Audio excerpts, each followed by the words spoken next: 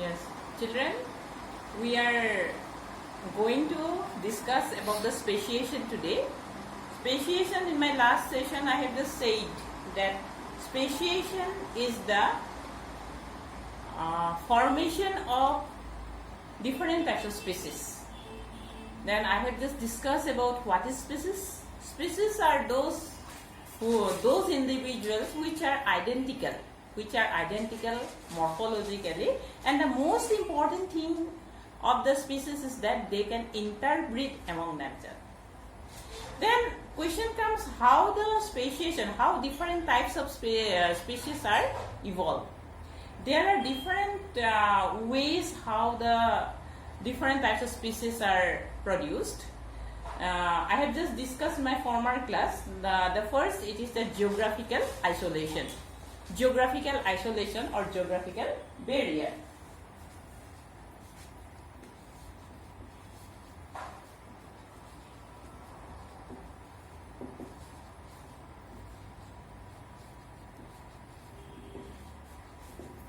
Geographical barrier.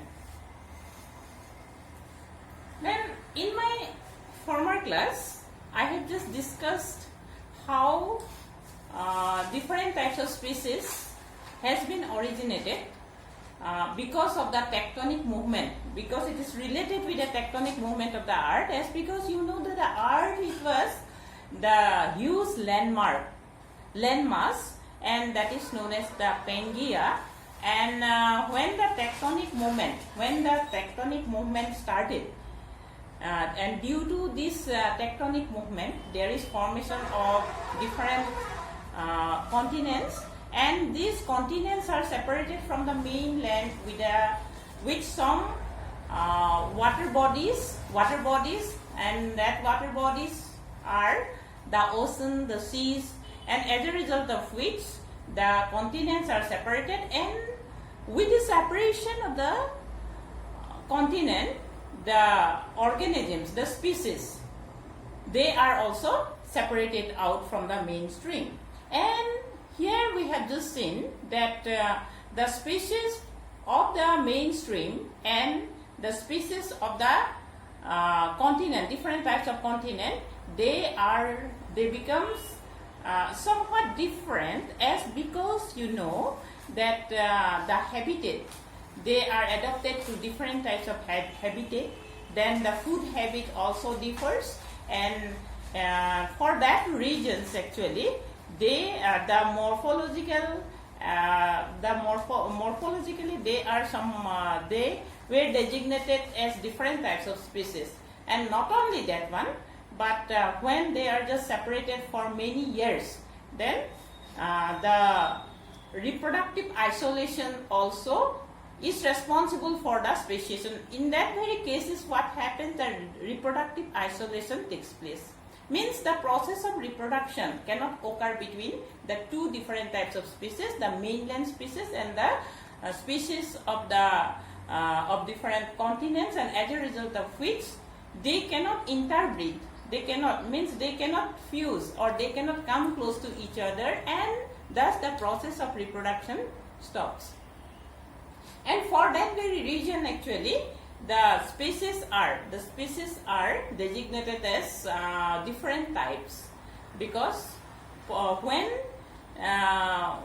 the separation takes place for many years, then what happens, you know, that they become somewhat different, and as a result of which the process of reproduction never happens, means it fails. The process of reproduction fails between the two different types of species of the mainland as well as that of the continent, and that is due to the geographical barrier. This is the geographical barrier, and one example has been given in your book.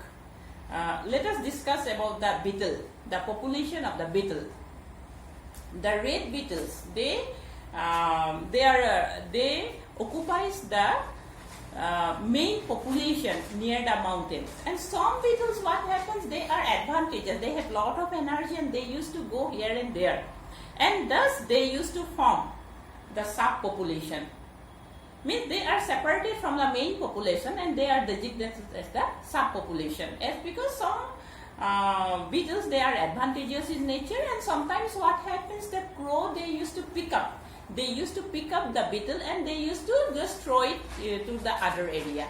That thing also happens. Okay, and by chance what happens, sometimes the main population as well as the subpopulation, between them arises means some rivers or some mountains, like that. If they are just separated by this geographical barrier, then it is just seen that the adaptation, the morphological adaptation, or it somewhat changes. And when they used to pass with this very thing, then what happens? You see they are designated as different types of species, as because they are separated. They are separated for many years. Sometimes what happens, the pressure of the predator also affects. Just say, you just take the example of crow and the eagle. For example, in one area, the pressure of the these red beetles, they are just dominated by the crow, and the crow, they used to take the beetle. But if it is the crows are replaced by the eagle, then the same pressure is relaxed, as because the crows, they used to take the beetle but not the eagle, and that's in that very case you will find the number of beetles, the color of the beetle here doesn't plays an important role, as because in my former class I have just said about the natural selection. The natural selection, here you see the color developed by the beetle, they suits the natural selection. Then you see, when it is just replaced by eagle, then the pressure is somewhat reduced, as because the eagle, they never used to take the beetle, and in this way the pressure of the predator also affects. Then you see another factor, that is the genetic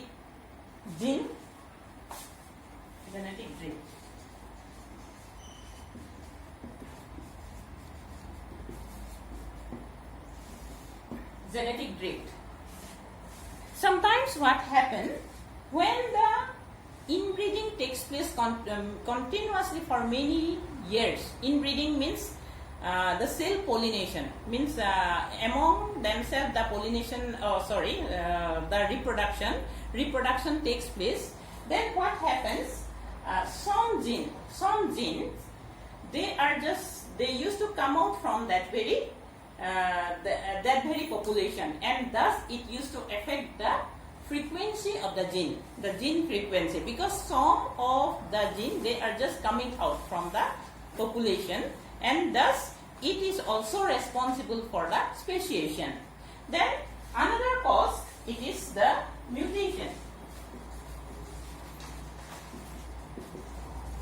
Mutation is the sudden change. It is the sudden change in the DNA. And when the makeup of the DNA, it alters because of some environmental factor, then what happens, the species, there is origin of the species, means the speciation is enhanced. Okay, then geographical barrier, genetic drift, then mutation, these are, and moreover the natural selection also plays an important role. Natural selection, right now I have just said about the color of the beetle, and it influences, the nature also influences the speciation. Okay, then the next is the next thing, that is the evolution and the classification. Evolution.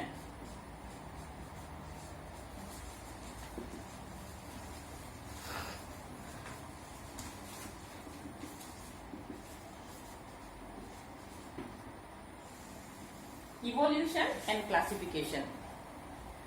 Yes, evolution, I have just said that evolution, it is the formation of the complex organism from the simple one. How the complex organisms are produced from the simple one, that is known as the evolution. And the classification means to classify. Classify means to form the groups. That is known as the classification. Then this evolution, how the evolution takes place. And before going to that, let us discuss about the ancestors.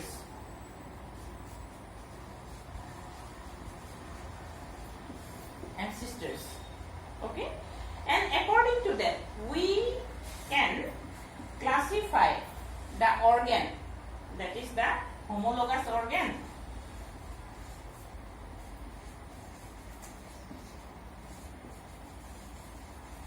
and analogous organ.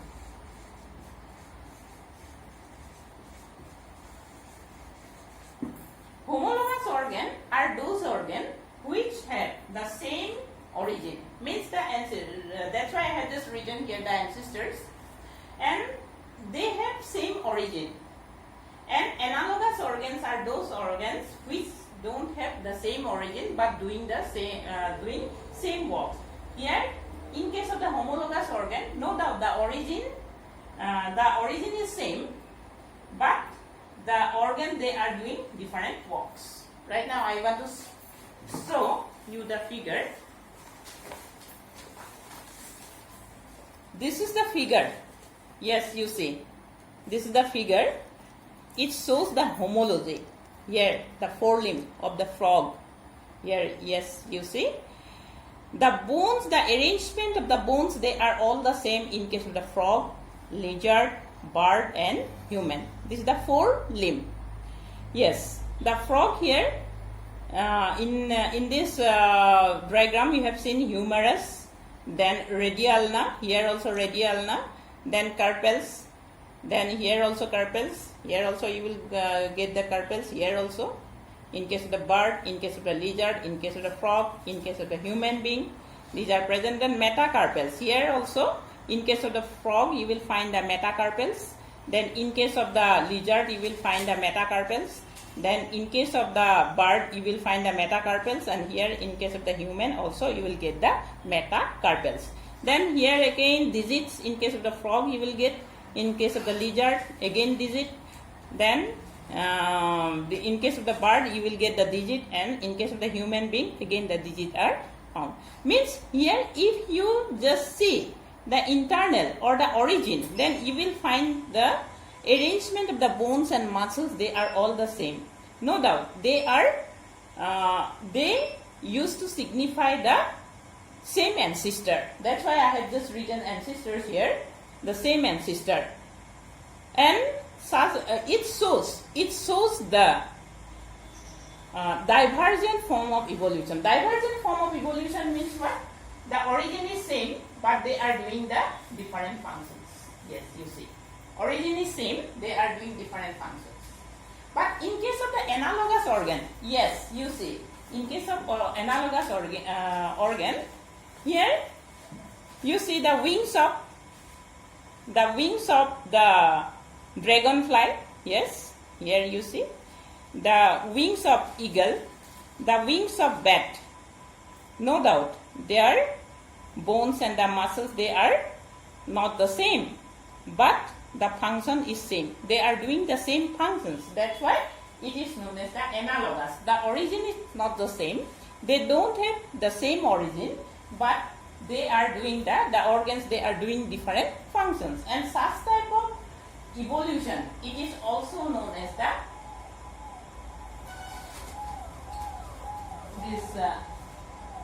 convergent type. Convergent type. This is convergent type of evolution.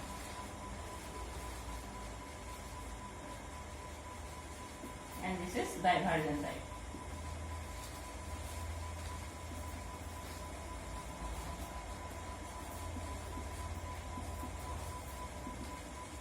Okay. one more organ is there, that is the vestigial organ. Vestigial organ.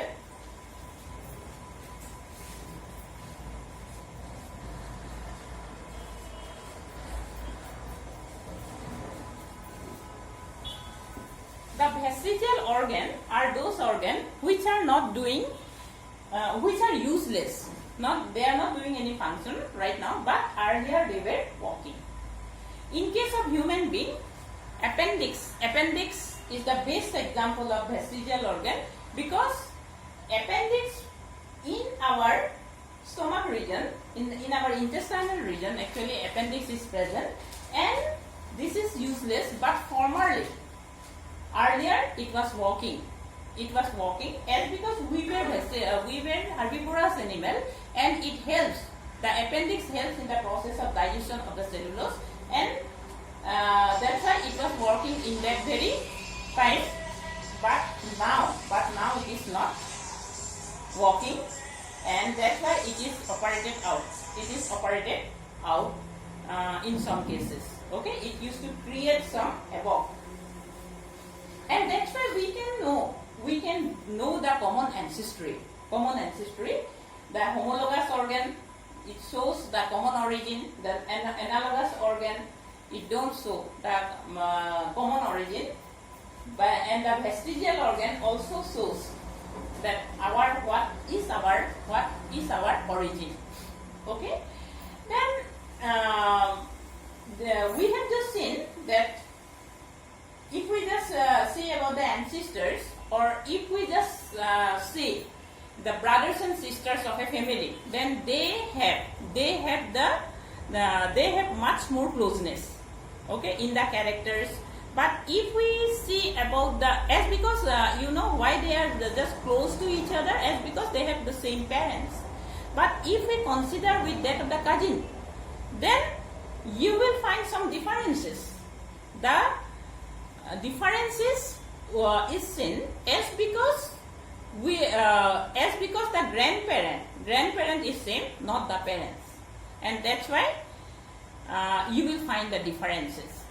And you know that the tiger and the leopard, actually they are quite related to each other, but the leopard and the dog, or the tiger and the dog, they are not much more related. Okay, and in this way it shows the common ancestry. And from how different types of organisms are developed, we can know about that from the common ancestry. And the next is that is the fossils. From the fossils also we can just know that what is our origin. You might have seen one picture, that is the Jurassic Park, and in Jurassic Park you have just seen the dinosaur. Right now the dinosaurs are not here, but how can we know that such type of organisms were present? We can know it with the help of the fossil study. Fossils, the remnant of the past, and from that we can just know that such type of organisms are present. Then you see the fossils are also responsible for giving some proofs. One organism is there, that is the Archaeopteryx.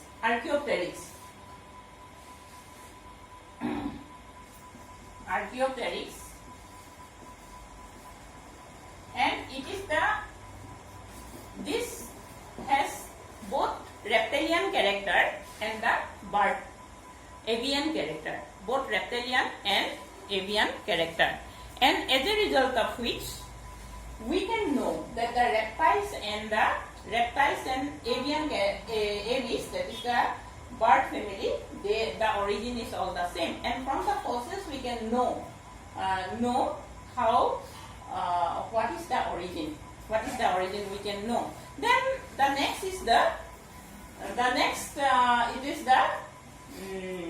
how the fossils are formed.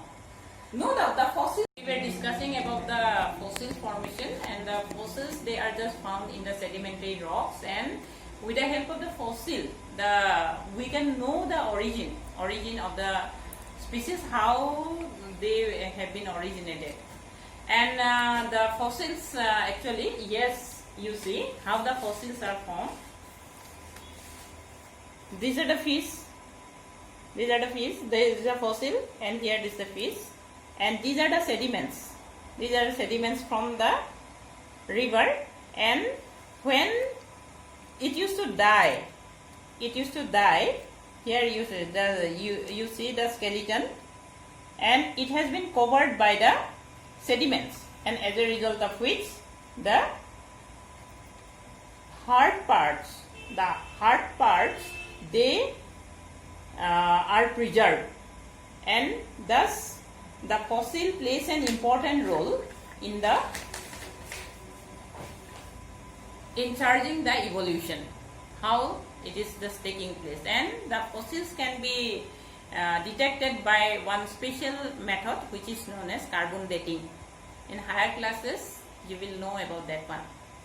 Then the next is the evolution by the stage. Evolution by stages. You know, the complex organs are produced from the simple one. The first form, the first simple eyes, it was just developed in planaria, the unicellular organism. And after that, the complexity of the eyes, it has been raised to octopus. Octopus, it is somewhat improved. And you know that the complexities of the organ, they are evolved from the stages to stages. Okay. Then one more thing is there, that is the nature artificial selection. Yes, artificial selection. Yes, you see how the origin of the species, means from one species how different types of species are produced. Here, yes, you see it is artificially done. This is the cabbage, wild cabbage. From the wild cabbage, actually, from the wild cabbage, different types of vegetables are produced. Wild cabbage. Then this is the rolled rabi. Then this is the origin is this one, wild cabbage. And from the wild cabbage, you see the structure of the wild cabbage.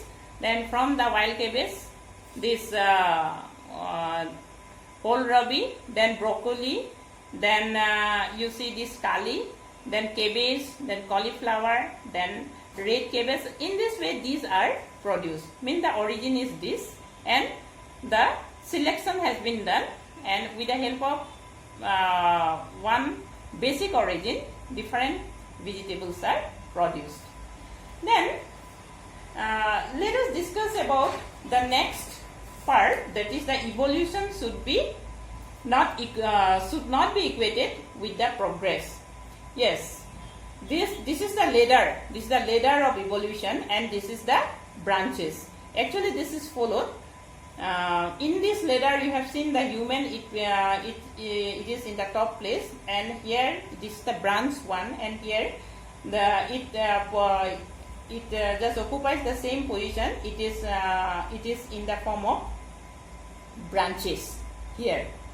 Then the human evolution. The human evolution, actually, first it is just said that the human, the footprints of this human, it was just found in Africa. Then after that, they came to different area, this Asian part, that is Central Asia. Then other parts they just came. Then they just came here and there, and thus they have the human race has been distributed in different places. But the origin, the footprints and the skulls, they are just found in Africa, and that's why we can say that the human, actually, it was just found there in Africa, and then they have migrated to different parts of the Asian countries, Central Asia, Indonesia, like that. Okay, and thus the distribution of human took place, and in this way this chapter came to an end.